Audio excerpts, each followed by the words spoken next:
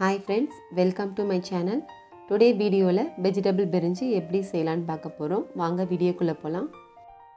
முதல்ல பிரிஞ்சி செய்கிறதுக்கு 2 கப் அளவு பாசுமதி ரைஸ் எடுத்து ஒரு பவுலில் சேர்த்துட்டு அதில் தேவையான அளவு தண்ணி ஊற்றி ஒரு 20 மினிட்ஸ் வரைக்கும் நம்ம ஊற வச்சுக்கலாம். அதுக்கப்புறம் ஒரு பாத்திரத்தில் 3 ஸ்பூன் அளவுக்கு எண்ணெய் ஊற்றிட்டு எண்ணெய் நல்லா காஞ்சதும் 5-6 பட்டை, 3 நட்சத்திர சோம்பு, அரை ஸ்பூன் அளவு சோம்பு, 2 பச்சை மிளகாவை நீட்டாக கட் பண்ணிவிட்டு சேர்த்து வதக்கிக்கலாம். இது வதக்குனதோ ஒரு 2 வெங்காயத்தை நீட்டாக கட் பண்ணிவிட்டு சேர்த்து வதக்கி விட்டுக்கலாம்.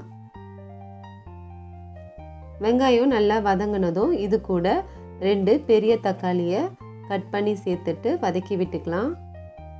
வெங்காயம் தக்காளி வதங்கிறதுக்காக நான் கொஞ்சமாக உப்பு இப்போ சேர்த்துட்டு வதக்கி விட்டுக்கிறேன். வெங்காயம் தக்காளி ஓரளவுக்கு வதங்கினதும் நான் இதில் 1 ஸ்பூன் அளவுக்கு இஞ்சி பூண்டு பேஸ்ட்டு சேர்த்துக்கிறேன். இஞ்சி பூண்டு பேஸ்ட்டு சேர்த்துட்டு நல்லா வதக்கிட்டு அதுக்கப்புறமா ஒரு கைப்பிடி அளவுக்கு புதினாவை வாஷ் பண்ணிவிட்டு சேர்த்துக்கிறேன். அதுக்கப்புறம் இது கூடயே கொஞ்சமாக கொத்தமல்லியும் சேர்த்துட்டு நல்லா வதக்கிக்கிறேன். இது நல்லா வதங்கினதும் பிரிஞ்சிக்கு தேவையான வெஜிடபிள் சேர்த்துக்கிறேன். நான் இன்றைக்கி கேரட், உருளைக்கிழங்கு, பீன்ஸு சேர்த்துருக்கேன். 2 மினிட்ஸ் வரைக்கும் வெஜிடபிள்ஸை நல்லா வதக்கி விட்டுட்டு அதுக்கப்புறம் 1/4 ஸ்பூன் மஞ்சள் தூள், ஒரு 3/4 ஸ்பூன் காஷ்மீர் மிளகாய் தூள், ஒரு 3/4 ஸ்பூன் தனியாத்தூள், ஒரு அரை ஸ்பூன் கரம் மசாலா சேர்த்துட்டு கலந்து விட்டுக்கிறேன். நீங்கள் உங்கள் காரத்துக்கு தகுந்த மாதிரி மசாலா ஐட்டம் இதில் சேர்த்துக்கோங்க.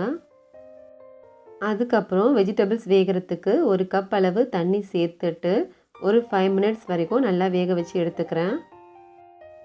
பிளேட் போட்டு மூடி வச்சுட்டு ஒரு 5 மினிட்ஸ் கழித்து ஓப்பன் பண்ணி பார்க்குறப்ப வெஜிடபிள்ஸ் ஒரு பாதி அளவு வெந்திருக்கும்.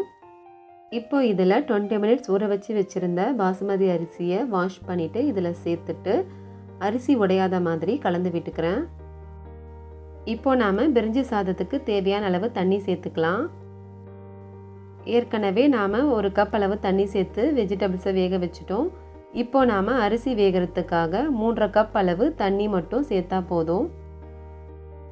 இந்த தண்ணியிலேயே நம்மளுக்கு அரிசியும் வெஜிடபிள்ஸும் நல்லா வெந்து வந்துடும்.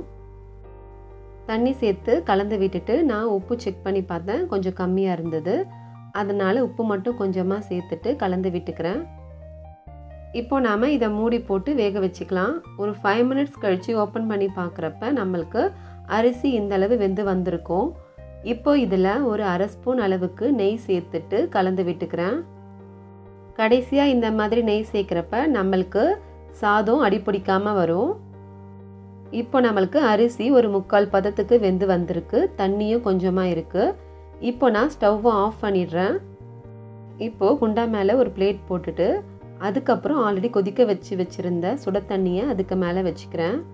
இப்போது தண்ணியோட சூடு குறைஞ்சதும் இந்த குண்டானை எடுத்து வச்சுட்டு பிளேட்டை ஓப்பன் பண்ணி பார்த்தோன்னா நம்மளுக்கு பிரிஞ்சி சாதம் ரெடி ஆகிருக்கும். நாம் குக்கரில் செய்கிறப்ப மோஸ்ட்லி அடி பிடிச்சிடும். ஆனால் இந்த மாதிரி செய்கிறப்ப நம்மளுக்கு அவ்வளோ சீக்கிரத்தில் அடி பிடிக்காது. சாதமும் நல்லா உதிரி உதிரியாக வரும். சாதம் உடையாத மாதிரி நல்லா கலந்து விட்டுக்கோங்க. அவ்வளோதான், சூப்பரான பிரிஞ்சி சாதம் ரெடி ஆகிடுச்சு. நீங்களும் இந்த பிரிஞ்சி சாதத்தை உங்கள் வீட்டில் செஞ்சு பார்த்துட்டு எப்படி இருக்குன்னு சொல்லிட்டு கமெண்ட் பண்ணுங்கள்.